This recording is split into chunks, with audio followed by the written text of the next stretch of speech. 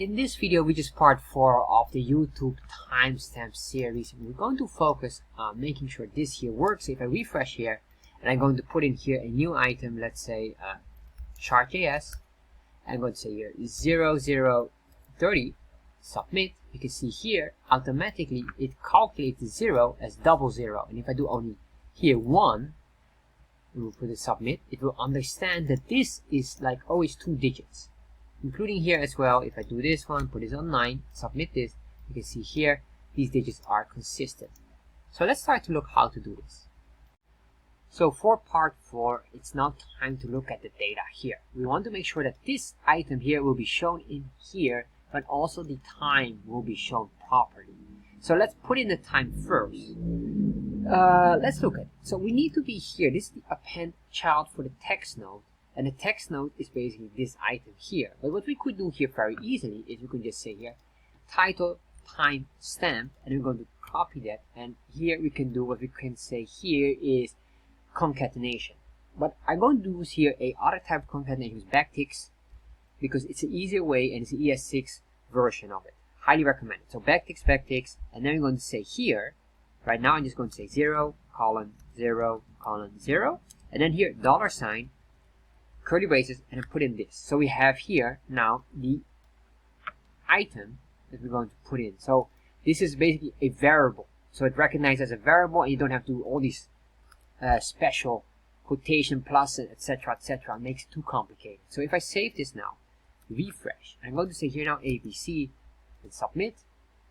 All right, interesting. It didn't even give me the expected response. So let's look at what is going on with our timestamp. Create a text node here, title timestamp. So let me double check this. I'm going to copy this. Do I have the proper name for this? The title timestamp, hours, input, title timestamp. Yes, we do have that. So if I submit this, title timestamp. Alright, so right now I cannot explain that. So what I'm going to do is I'm going to do let's debug it or what's going on here. So what I'm going to do is I'm going to console log. I'm going to get this here because I'm expecting a response. For some reason it doesn't give a response, or did I not refresh the page? So let's save this. I'm going to refresh the page. I'm going to say here, alright, and then we click on submit. And then interesting here, it shows something, but basically what it shows is absolutely nothing. So what am I missing here? We're going to the title timestamp. For the title timestamp, this is our numbers, this is text, ID. What am I missing here? Title timestamp. If the value is, so add title timestamp, create the text node. Alright, so what I'm going to test then here is see if this maybe is counteracting on my work. So I'm going to save that, refresh. Now I'm going to do again ABC, click. Alright, console log. This is very interesting. It recognizes it, but for some reason it doesn't recognize anything at all. So what I'm going to say here, dot length. Save, refresh, ABC, submit. Then I'm going to say here, console log, length is 0. Alright, so did I spell it correct? Or is that, no, that is really length. Alright, so let me double check what's going on here. Alright, so I checked it and this has caught me slightly off guard. I cannot explain why it doesn't work like that, but what I do know is that if I copy this and move it down, it will work. So you might say, well, will that jeopardize our code? Well, in this case, not really, because this really was going to that, because we had here the chart counted title that is extracted automatically directly from the HTML document. So that's not really a big problem. So let me just show you so you are convinced as well.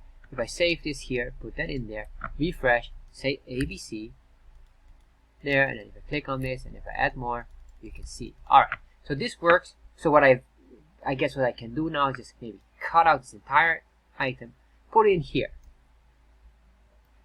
So you can keep it both up as well, doesn't really matter, but maybe having it in the function is fine. But remember, if it's in the function, it is only a block scope because it's if it's in this block here. So that's it. Does it really matter? Not really. So this one here could be moved down here if desirable, and that one here could probably go down there, but I guess let's see what happens. So we have this here, and then what I want to do is I want to do it back what I did previously with the backticks. Put in a dollar sign again, curly braces, put that in there, and then say here 0 0 colon 0 0 colon 0 0, save.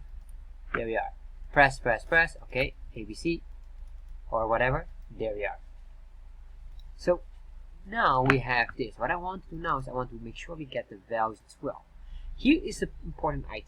If I get these hour stamps, I need to be more careful on how I get them. So if I copy this, you might say, alright, this is probably just simply this. Answer is no, it's not.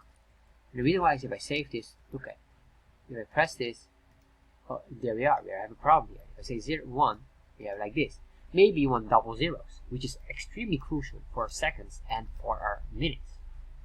So if I do this here, this doesn't work. So I want to make sure that this is a bit more suitable. Although for the hours, you can have 1 hour to up to how many hours your video would be.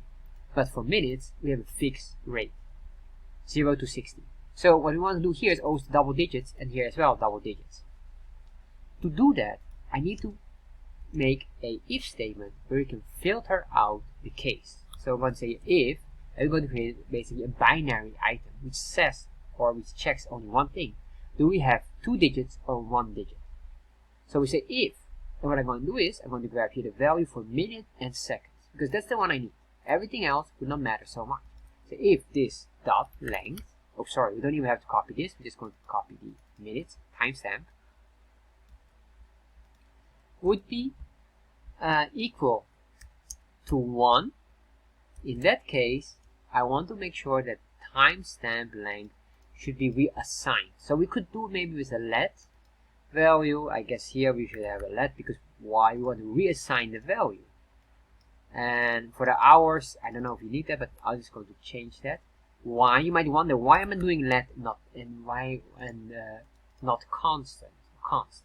Well, constant for constant, and a constant would mean something that is always same. It's constant, so it's not changing. Let allows us to change it. So for example, in this case, I need to reassign it. Instead, if it's 1, the value of 1 that you put in, for example, here 1, I want to make sure it's 0, 1, like this. Because if you do it like that, even if you do 0, 1, if it's a number, it doesn't recognize it. And it might recognize right now, because I'm just thinking, by default, this input, while it's indicated as number, JavaScript sees it as a string value. So that might be very interesting. However, this is not, of course, very desirable to leave it like a default option. Because if it's not reacting as how we expect it to react, we got an issue. So that's why we want to force our design in here. This is very important to understand in JavaScript logic. So now we have this one here, minutes, and then I'm going to say here, if that is the case, if this is true, I'm going to say here, the new timestamp value would be, then we can just do here, I guess also a backtick concatenation, 0, and then we add up the $sign plus whatever the existing value would be. And then we have this one here. Next, we do exactly the same for the seconds. Alright, so grab this, grab that, put that in there. Then we put this, let's copy this, put it in there, and then I'm going to say here, seconds timestamp is this one. This is maybe not, oh sorry, that's not it. There we are, that's the one. This is maybe not so neat because we have too many formats in here, so we could reassign it by making a separate item to put it in there. It's up to you if you want. I'm going to save that first, and then let's see, let's do ABC or whatever. There, and enter. There we are. So what, as you can see here, if I put this on there, if I do this, what happened? We have a problem here. So what we want to do is we want to force a 0 by default eventually. Next video, we're going to fine tune this issue and we're going to work on that.